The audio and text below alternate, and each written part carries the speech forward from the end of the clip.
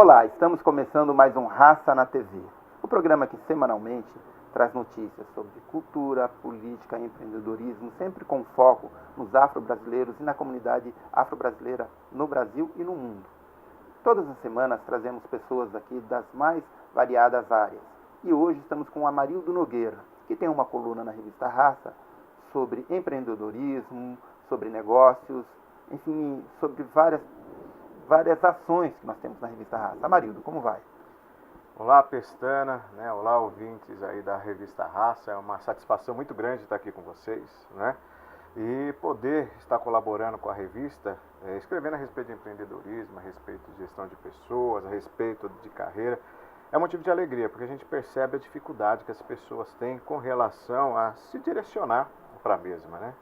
Amarildo, nos conta um pouquinho como é que você começou nessa área. Eu sei que você tem uma ampla formação acadêmica e eu sei que você também dá muitas palestras, né? Me fala um pouquinho, até porque é muito difícil nós vermos afrodescendentes nessa área específica, fazendo palestra para empresas, enfim, trabalhando nessa área. Como é que você começou? Como é que você foi levado a esse tipo de trabalho?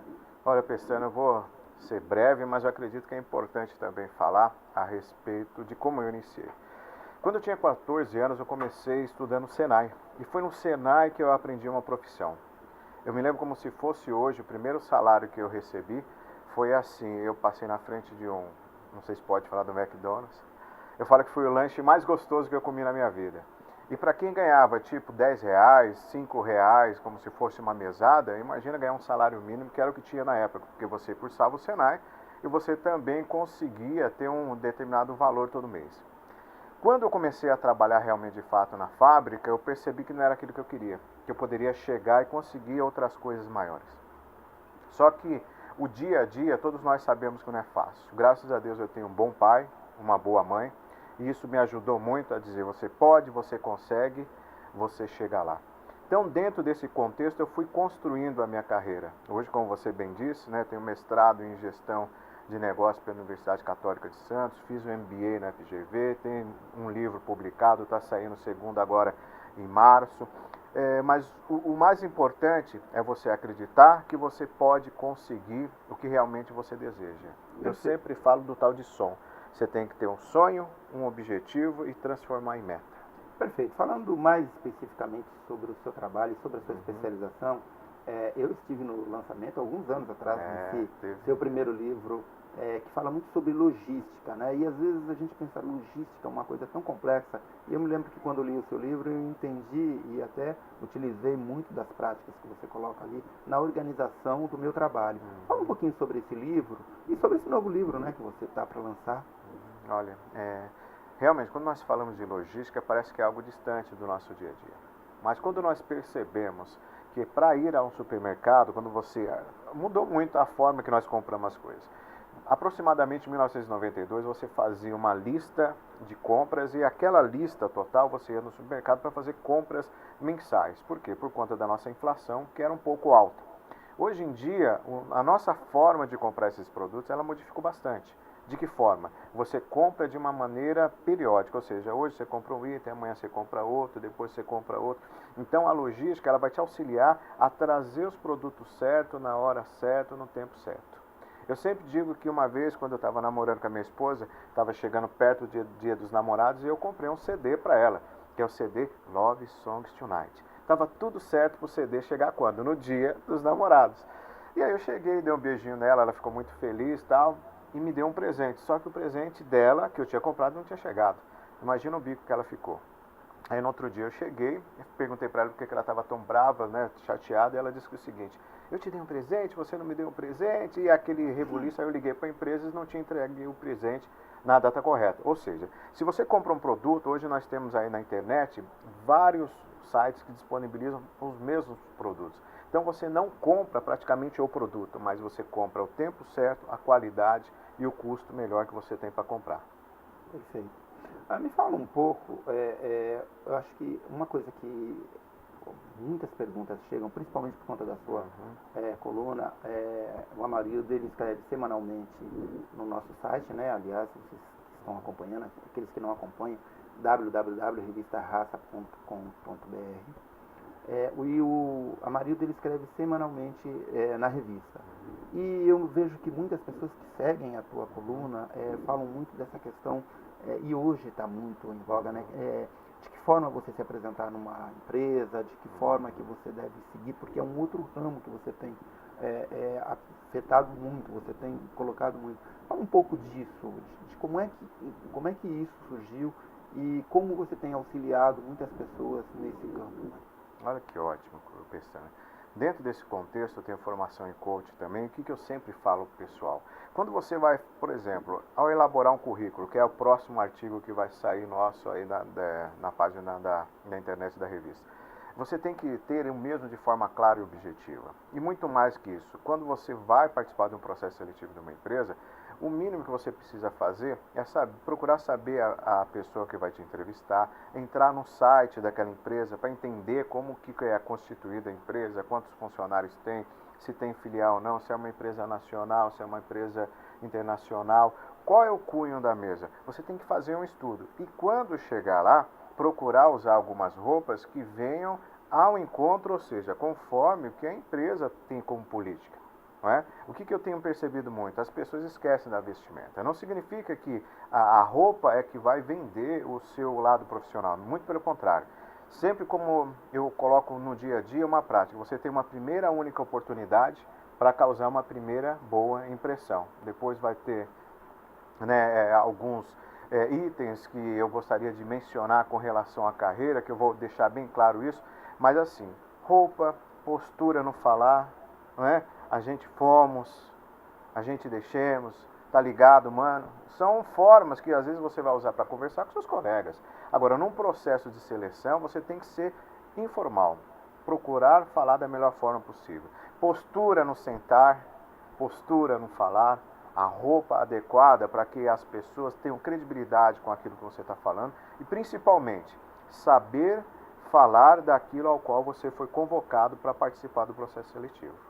Perfeito.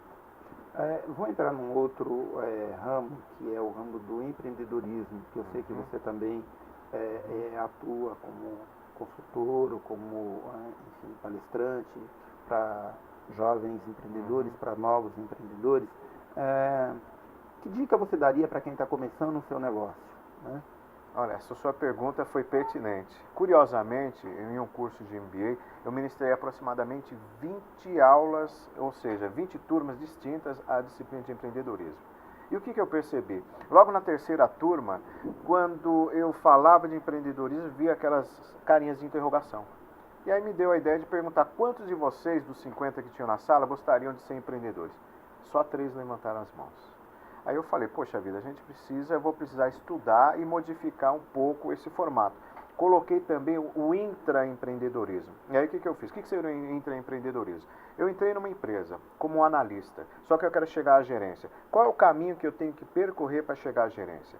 Porém, também não deixei de lado o empreendedorismo, porque o empreendedor, ele consegue romper algumas fronteiras que as pessoas que trabalham de funcionário para as empresas, realmente eles acabam esquecendo ou não sabem. Muito se vê quando nós falamos de alguns empreendedores de sucesso, vamos citar aqui um exemplo do pessoal da Wizard, o Carlos Wizard, não é, que começou ministrando aulas de inglês em casa, e só que ele teve aquele espírito empreendedor de acreditar que seria possível fazer com que a empresa realmente crescesse. Então a dica que eu dou para essas pessoas: tenham foco, tenham determinação, tenham uma boa network, uma boa rede de contatos, que são elas que vão movimentar o seu negócio, e principalmente fique atento ao consumo que as pessoas estão realizando. E aí veja em um desses consumos, ou seja, serviço ou um produto, onde é que você pode implementar um negócio. Que maravilha. Amarildo, qual é o perfil de empresas que normalmente procuram você para fazer palestras e fazer apresentações assim? Pequenas, médias, grandes empresas, para muita gente. E eu queria também já aproveitar, você sabe que hoje nós temos aí um grande número, tem aumentado o número de empresas que têm se preocupado com a questão da inclusão e de colocar os afrodescendentes em pontos estratégicos. Você tem tido empresas, você conhece empresas que já estão preocupadas com isso? Você tem falado com empresas a esse respeito? Olha só, Pestana, realmente essa preocupação eu acredito que nós temos que ter sim. E digo mais assim para vocês, é uma empresa que me chama muito a atenção, uma empresa que chama Tranzero, cujo o diretor é Roberto Caboclo e é um negro, que já está há um bom tempo nessa empresa. Mas o que eu acredito muito mais do que as empresas, são nós negros aqui começarmos a nos mobilizarmos, nos unirmos realmente, estudarmos, nos prepararmos melhor para que nós estejamos capacitados, ou seja, estejamos no lugar certo e na hora certa. Por quê? Se nós não tivermos essa capacitação, as coisas não vão acontecer. Como exemplo, a minha pessoa, a sua pessoa, a nossa caminhada não foi fácil e ainda não continua sendo fácil.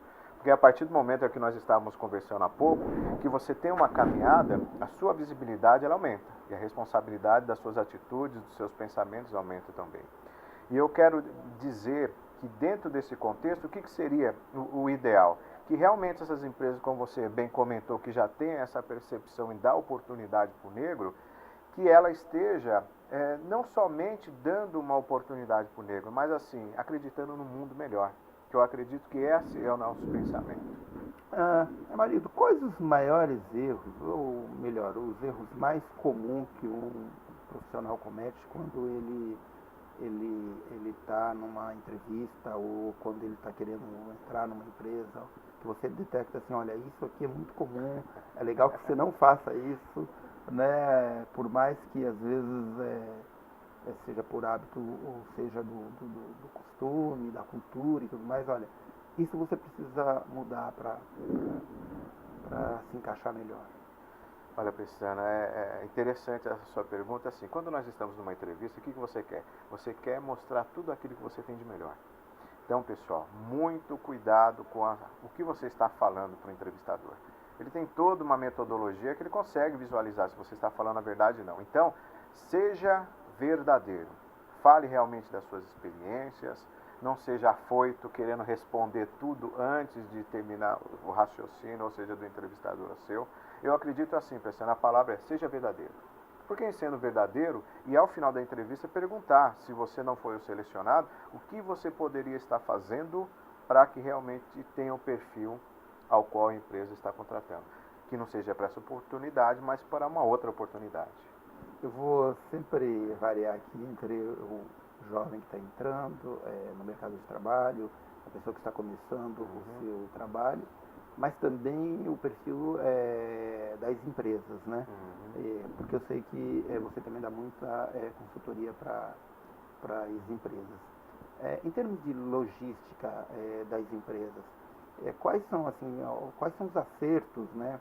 O que tem mudado nesse mundo, principalmente com a revolução tecnológica aqui no Brasil?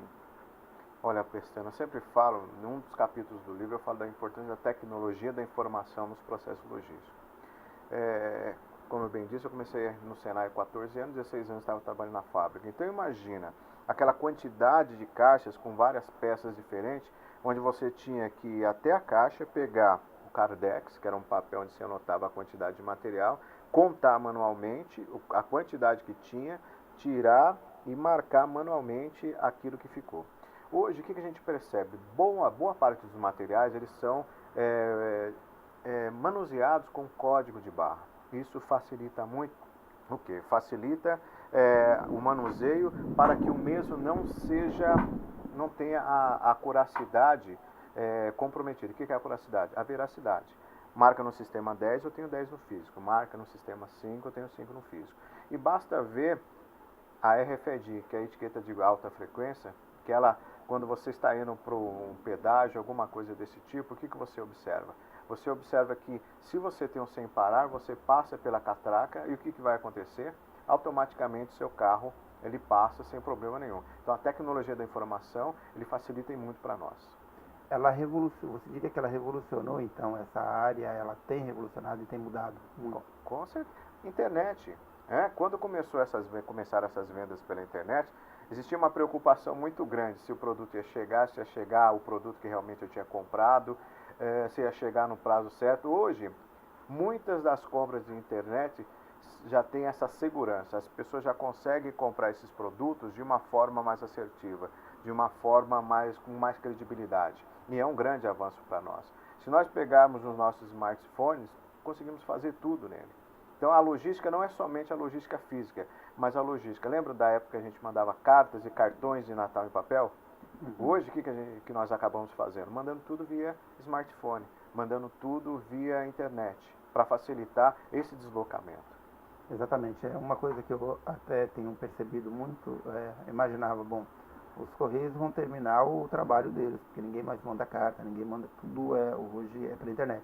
Em compensação, hoje as compras pela internet também faz com que crie um novo trabalho, né? Porque os Correios também estão lotados, tendo que entregar encomendas, porque as pessoas hoje compram tudo pela internet.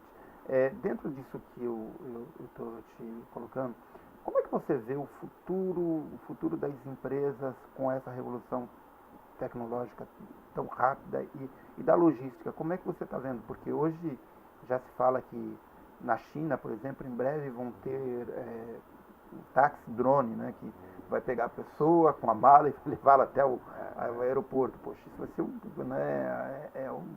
é um futuro que parece que a gente está achando que, ou imaginava que era muito distante, mas que está muito próximo. Como você vê que vão ser as empresas no futuro? Estava lendo uma pesquisa falando a respeito das entregas. Hoje as entregas aqui no Brasil nós utilizamos muito correio, mas qual que é a ideia do pessoal? Que no futuro próximo nós utilizemos de drones realmente para poder, como que se diz, entregar esses produtos nas próprias casas. Principalmente os produtos que eles têm vamos dizer assim, uma quantidade não muito grande em termos de peso e de volume, né? Então já é um estudo muito forte para isso. Além desses produtos informatizados, nós vemos aí, às vezes, alguns grandes centros de distribuição, onde precisa de empilhadeira, alguns maquinários já funcionando praticamente remoto, sem a necessidade do ser humano. Então, eu acredito que esses avanços é uma outra área onde algumas pessoas vão precisar estar mais estudadas a respeito disso, para poder o quê? Para poder saber como se posicionar profissionalmente nesse contexto.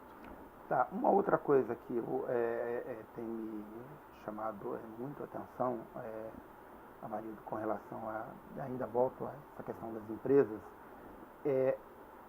como é que elas estão se preparando, né? Porque aí volto para as empresas pequenas, né? Ou as empresas dos afrodescendentes, que são empresas médias e tal. Hoje você tem poucas grandes empresas, né? São raras que estão que estão nas nossas mãos. Mas para quem está começando, o que ela tem que estar muito atento com relação a essa questão da logística, com relação da tecnologia da informação? O que ela não pode deixar olha, isso aqui eu tenho que pensar todos os dias, né? Eu acredito, Pestana, assim, pelo que eu tenho visto e conversado muito com as pessoas, com os alunos, com os colegas, com as pessoas às quais eu tenho oportunidade de palestrar, que eles não podem esquecer de ter o domínio da tecnologia da informação. Quando nós falamos da empresa, existe muito a importância do ERP, né, que é um sistema que funciona gerenciando todas as atividades da empresa. Ter um domínio de Excel para utilizar em algumas planilhas, ter um domínio no Word, saber escrever bem. Escrever bem, que eu digo, pessoal, não significa de uma forma rebuscada, mas de uma forma correta. Tem alguns textos que às vezes eu tenho oportunidade de ler que eu me assusto com a forma a qual o meu está sendo escrito. Então eu digo assim, tem que ter o domínio da tecnologia da informação, sabendo qual é o sistema informatizado que a empresa utiliza. Ter um domínio básico do pacote Office que a gente fala, que é o Word, o PowerPoint e o Excel, né? E também saber lidar com as redes sociais, porque muitas empresas utilizam o WhatsApp em formatos de grupo para movimentar os negócios da empresa. Então são alguns conceitos básicos que realmente fazem a diferença. E conhecer quais são as tendências dentro da sua profissão. Por exemplo, se eu trabalho na parte publicitária, eu preciso saber trabalhar muito bem com Photoshop, né? Preciso saber muito bem como que funciona esse detalhe das redes sociais em termos de movimentação, crescimento de curtidas e público. Eu preciso saber quais são as novas tecnologias que estão chegando e abanhando mesmo, como a gente já utiliza de longa data, o Twitter, o Instagram, não é? Então eu preciso ficar antenado a tudo isso.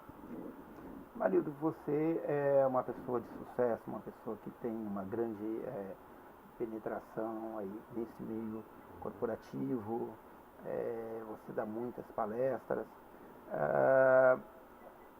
O fato de você ser um negro, e é muito difícil um negro em insisto nesta área e eu conheço poucas pessoas que têm se especializado. Isto teve impacto na tua carreira, no teu crescimento? Você já se sentiu protegido por ser negro? Você tem essas dificuldades? Eu falo assim, sabe, Pestana, felizmente eu tive assim um crescimento onde, dentro daquilo que eu sempre digo, você pode, você consegue, você chega lá. Mas é visível que na nossa caminhada, mesmo de uma forma velada, existe o preconceito. Isso me chama muita atenção, não vou mencionar a empresa, é lógico, mas durante um bom tempo eu tentei uma oportunidade como supervisor nessa empresa e não consegui. E vi outras pessoas que aparentemente não tinham a mesma capacidade e consegui essa oportunidade. E aí o que eu fui fazer? Foi nesse momento que eu resolvi dar um upgrade na minha carreira e fazer o MBA, cursar o MBA, fazer o curso de coach, me preparar melhor. E para você ter ideia, mandei o currículo para o mercado e consegui uma oportunidade para ganhar o dobro, trabalhando como consultor, que é algo que eu desejava. Você perguntou há pouco quais são as empresas que eu já trabalhei com hospitais, treinando pessoal de recepção, pessoal de coordenação, gerência, já trabalhei com empresas de transporte de veículos, já trabalhei com empresa manufatureira, né, no Vale do Paraíba. Então, hoje, em média, já capacitei mais de 100 mil pessoas. 100 mil que eu digo, treinamentos, palestras, sala de aula, disciplina, já administrei mais de 20 disciplinas, empreendedorismo, gestão de pessoas, supply chain. Se eu for mencionar, mas por quê? É aquele detalhe de você acreditar e buscar o conhecimento. Eu nunca me conformei com a situação atual. Eu sempre acreditei, eu posso mais, que é o detalhe do ser e ter. Eu posso ser aquilo que realmente eu acredito que mereço. E busquei isso. O número de negros que você encontrou, que você encontra nessa sua área, ou pelo menos no que você percebe, ele tem aumentado? Ele está estacionado? São poucos ainda? Como é que você vê essa questão? Olha, são poucos ainda. Eu já tinha te comentado que a minha meta é ser, ó, não é pessoal, não é ousadia, mas eu acredito que nós temos que acreditar, ser um dos 3 mais solicitados e melhores palestrantes do Brasil. Porque nós temos uma carreira, tem um segmento para isso, não é? Só que quando nós falamos, haja vista dos melhores palestrantes, hoje solicitados, quem nós falamos? Mário Sérgio Cortella, Leandro Carnal, não é? Tem o professor Gretz, também muito solicitado, Neila Navarro, Alfredo Rocha, Daniel Godry, não é? E é por isso que eu sei, graças a Deus, contando nessa parceria nossa, eu tenho certeza que eu vou chegar lá, porque você é uma grande pessoa. E eu já te disse que eu te admiro muito pela sua trajetória e por tudo mais. Então, sou uma pessoa como Pestana, e para talvez algum de vocês como eu, na trajetória que nós temos, é que nós temos que nos direcionarmos. Então, quando eu estiver lá, eu quero que outros vejam. Ah, para não falar, tem o Geraldo, né, que é um negro, que ele vem fazendo bastante sucesso. Ele tem uma empresa de alguns produtos que trabalham com a parte de sucata, esse tipo de coisa. Então ele vem fazendo algumas palestras, vem fazendo bastante sucesso. Mas é o único negro no mercado que realiza palestras que eu conheço.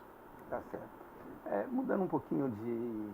Agora eu vou te fazer uma pergunta até fora um pouco do nosso foco, mas eu sei que você, como, enfim, todos nós aqui no Brasil, estamos atentos para a questão política. Esse é um ano de eleições. Como é que você vê o Brasil? Como é que você acha que o Brasil pode se portar nesse ano tão complicado, tão complexo, no qual nós vamos ter uma eleição para presidente da República? Como eu vejo o Brasil assim, eu sempre falo para as pessoas que o povo, aquele, né, jargão antigo, o povo unido jamais será vencido. Então, nós brasileiros precisamos aprender a nos unir mais, a estarmos trabalhando de uma forma mais conjunta, que só assim nós vamos conseguir mudar o cenário do nosso país. E mais do que isso, uma coisa que vem, sabe, me chamando muita atenção, Pestana, o que nós estamos fazendo com os jovens do nosso país.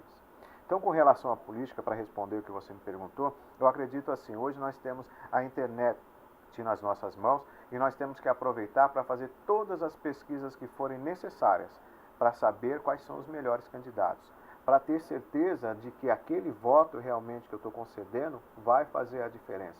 Então, é diferente de 10 anos atrás, que nós não tínhamos essa facilidade e votávamos somente por votar. Hoje, se nós perguntarmos para muitas pessoas em quem votou agora para prefeito e vereador, ele não vai saber te dizer. E isso não pode acontecer. Então, temos que ser conscientes dos votos, pesquisar e saber se aquele político, ele tem a ficha limpa, se ele fez alguma coisa pelo seu estado, que agora é estadual, né, o federal, se aquele senador realmente está comprometido, aí sim nós vamos mudar o cenário. Eu estou começando a ficar otimista que essa eleição, essas próximas eleições, ela vai surpreender muito, porque a de prefeito e vereador já deu uma balançada. Eu acho que o Brasil caminha para uma mudança muito grande, até porque a gente tem apanhado muito na área política, social, enfim. Eu acho que as pessoas também têm que chegar uma hora ter um pouco mais de consciência, de cuidado e tudo mais. Agora você tocou num assunto muito importante, que é a questão da juventude, né? Você sabe que no Brasil a morte de jovens negros é algo estarrecedor, né? Nós estamos aí quase que 77% dos jovens que morrem no Brasil são jovens negros, né? Isso apontam todas as pesquisas, né? Nesse trabalho que você tem feito, nas palestras por onde você tem dado e por onde você tem passado, a presença do jovem negro, ele tem aumentado, ele tem se mantido? Como é que você vê a juventude negra nos dias de hoje? Tem aumentado, sabe, Pestano, mas timidamente ainda. Eu acredito que nós temos que aumentar de uma forma gradativa. Me chama muita atenção, em 2007 e 2008, onde eu tive a oportunidade, a convite de um aluno, ministrar um curso de logística de 40 horas, numa comunidade de Diadema.